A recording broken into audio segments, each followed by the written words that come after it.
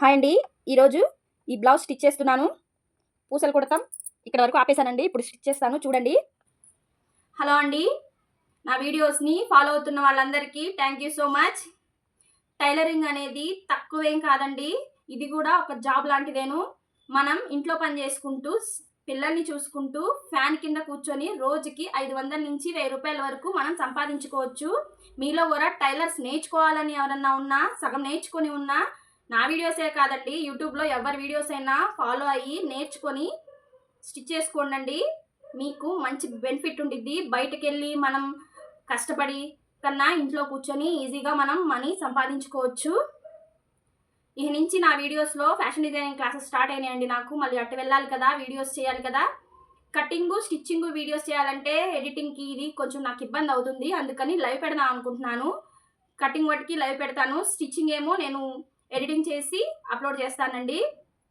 ఓకేనా? లైవ్లో ఎవరన్నా మెసేజ్లు కామెంట్లు ఎవరన్నా పెట్టాలనుకుంటే మటుకి కామెంట్ చేయండి. ఈరోజు బ్లౌజ్ వచ్చి ఈ మోడల్ బ్లౌజు పూసలు కుట్టి చూపిస్తాను రండి.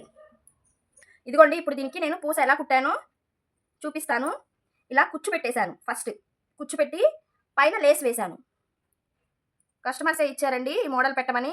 పాత మోడలేను, కాకపోతే వాళ్ళకి నచ్చిందంట ఈ మోడల్ స్టిచ్ చేయమన్నారు. కొత్త మోడల్స్ ఇంకా ఉన్నాయి, స్టిచ్ చేసుకుందాం. ఇంకా చూడండి, ఇది కుచ్చు కదా, ఇలా నేను స్టెప్స్ పెట్టేశాను కుచ్చు. ఓకేనా? డబల్ పెట్టేసి దానికి ఐరన్ ఇచ్చి ఇక్కడ కుచ్చు పెట్టానండి. ఒకే లెవెల్లో కుచ్చు పెట్టాను. పెట్టి ఆ కుచ్చుని ఇలా ఇలా పైకని మనకి ఇదిగోండి నీడిల్ని కరెక్ట్గా ఇక్కడ పెట్టి ఒక పూసని ఇందులో స్టిచ్ చేసేస్తున్నాను. ఓకేనా? రెండింటికి మనకి ఒక ముడి వేసేసుకుంటే సరిపోయింది. ఓకేనా అండి? ఇంకోటి వేసి చూపించిన ఇదిగోండి, ఇక్కడ కొంచెం ఈజీ అండి, చాలా బాగుండిద్ది. సేమ్ ఇదే మనకి చాక్లెట్స్ పెట్టుకోవచ్చు. ఇక్కడ చాక్లెట్స్ పెట్టుకొని ఇలా పెట్టుకుంటే ఇంకా హెవీగా ఉండిద్ది. ఈ మోడల్లోనే చాలా మోడల్స్ ఉన్నాయండి. ఈసారి ఏమన్నా స్టిచ్ చేయమంటే అలా కూడా స్టిచ్ చేద్దాం. అంతకుముందు కూడా నేను చాలా కుట్టానండి. ఇదిగోండి ఫినిషింగ్ ఇలా వచ్చింది.